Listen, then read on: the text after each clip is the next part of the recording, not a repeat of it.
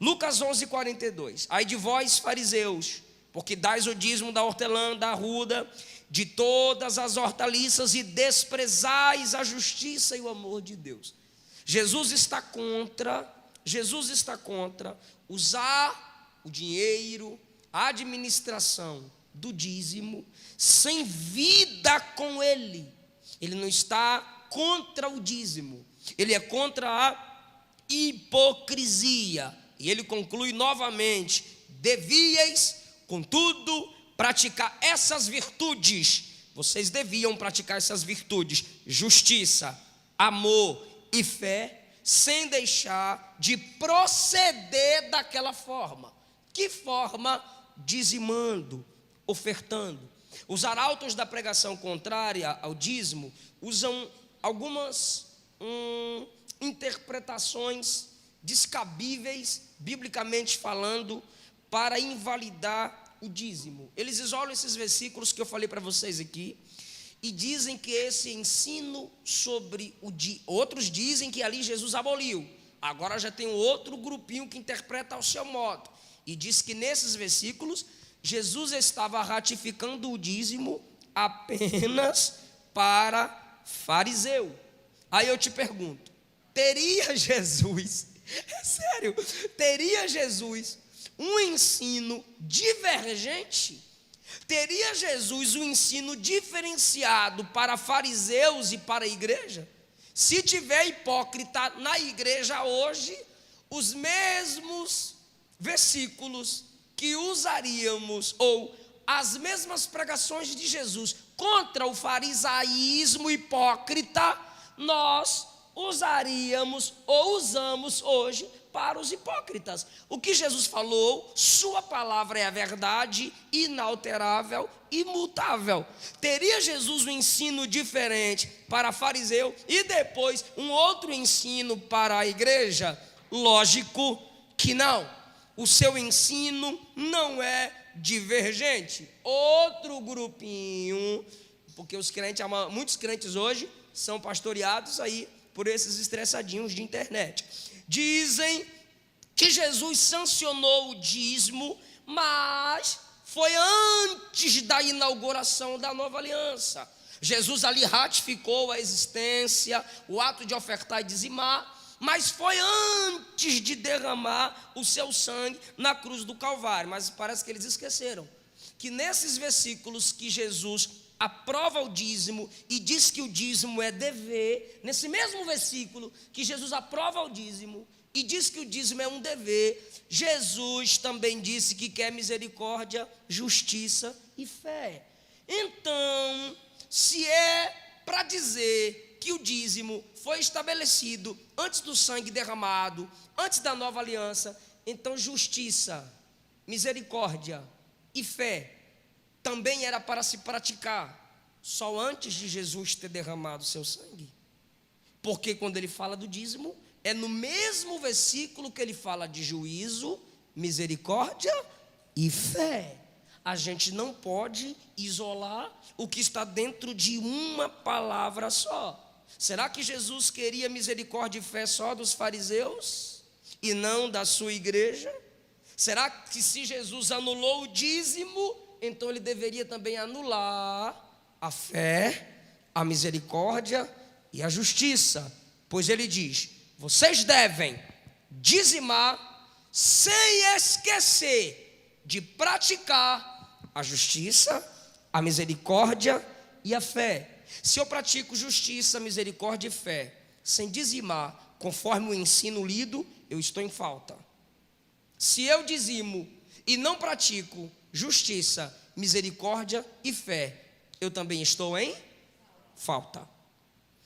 Diz então outro grupinho mais topzinho, que se sente mais biblicista, dizem que Jesus aboliu o dízimo porque era do Antigo Testamento. Eu falei essa aqui e vocês gostaram, mas agora a gente está gravando, para dar aquela vibrada igual vocês fizeram.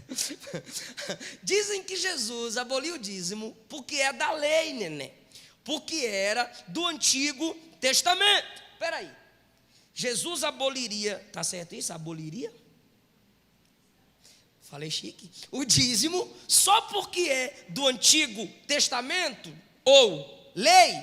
Eu acho que não, porque o Antigo Testamento também é a palavra de Deus. Jesus se valeu de muitos textos, histórias do Antigo Testamento para ratificar suas mensagens. 2 Timóteo 3,16, toda escritura é divinamente inspirada, toda a escritura é divinamente inspirada e proveitosa para ensinar, repreender, corrigir e instruir em justiça. Fala comigo, toda escritura é divinamente inspirada. Ok? 1 Coríntios capítulo 10, versículo 11, todas estas coisas falando das experiências do povo de Israel. Paulo diz, essas coisas lhes sobrevieram como figuras, estão escritas para aviso nosso.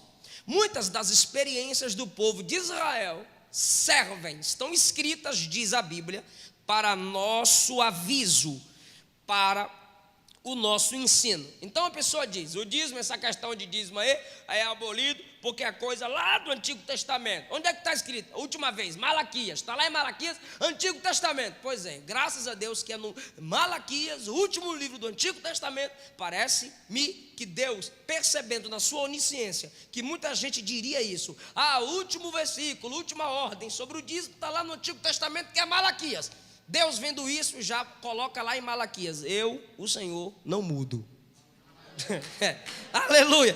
Então, se vai tirar o dízimo do evangelho, da igreja, dos nossos costumes, para manutenção da obra, manutenção dos obreiros, cuidar dos pobres, dos necessitados, se vai tirar, se vai anular, porque é do Antigo Testamento, então peraí, se é para tropeçar em uma, já tropeçou em tudo. Antigo Testamento, só porque a lei é de lá, o dízimo é de lá, deve ser anulado, então você não pode casar. Porque no Antigo Testamento foi estabelecido o casamento. Você não pode constituir família. Foi no Antigo Testamento que a família foi constituída. Nem trabalhar, dessa muita gente gosta, porque foi no Antigo Testamento que o trabalho foi constituído. Não cuide dos pobres. Eu não dizimo, mas eu dou dinheiro para pobre. Em vez de dizimar aí para pastor ladrão, pregador ladrão, eu dou para pobre. Pois é, biblicamente, na linguagem do Antigo Testamento que tu aboliu, tu é ladrão. E segundo, a parte da Bíblia que inicia e constitui o cuidado aos pobres, também é do Antigo Testamento. Não cite os 10 mandamentos. Por quê? Porque é do Antigo Testamento. Não cultue, porque a ordem no culto, estabelecimento de culto, foi iniciado, onde igreja? No Antigo Testamento. Não toque instrumento. Tem músico que não dizima. Eu não dizimo, porque o dízimo é do Antigo Testamento. Eu não dizimo, porque o dízimo é do Antigo Testamento. Então tá bom, não toque instrumento na igreja. Por quê, pastor? Porque no Antigo Testamento se instituiu a música na igreja. Nem vou pedir para dar glória. O fotógrafo tem que dizimar, senão o cabelo não volta.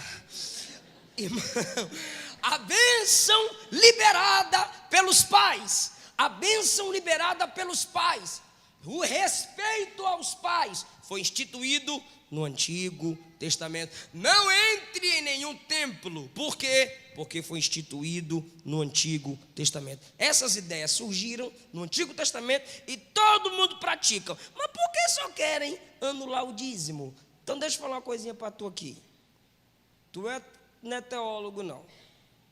Tu é avarento.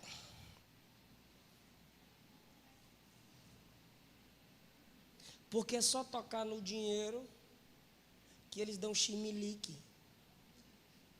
Fica bravo, vira teólogo de internet. É avarento. Por quê? Porque está revelando onde é que está o seu coração. Mateus 23:14, Jesus está amaldiçoando e falando contra líderes exploradores e hipócritas. Olha o versículo 14. vocês devoram as casas das viúvas, sob pretexto de prolongadas orações, vocês vão sofrer rigoroso juízo. Explorar é administrar aquilo que é do outro, fazer lavagem cerebral, sem usar a palavra de Deus para instituir a doutrina, para ensinar a doutrina, ficar profetizando só em quem é rico, ao invés de estudar a Bíblia, ensinar a Bíblia. Querido, o que Jesus é contra em Mateus 23 eram aqueles que só queriam orar por viúvas que tinham propriedades. 23:16, ai de vós cegos, se uma pessoa jurar pelo santuário, isso não tem significado. Porém, se alguém jurar pelo ouro do santuário, fica obrigado a cumprir o que prometeu. É o ensino deles. Você pode falar contra qualquer coisa de Deus, mas se você for contra o dinheiro, aí você vai sofrer. Essa era a pregação que Jesus estava debatendo. Essa era a pregação que Jesus é contrário. Pode fazer o que quiser, pode desrespeitar quem quiser. Se você continuar trazendo ouro para a igreja, você é salvo. É isso que Jesus é contra. Ele não aboliu o dízimo, ele não aboliu as ofertas. Quem entendeu até aqui diz amém.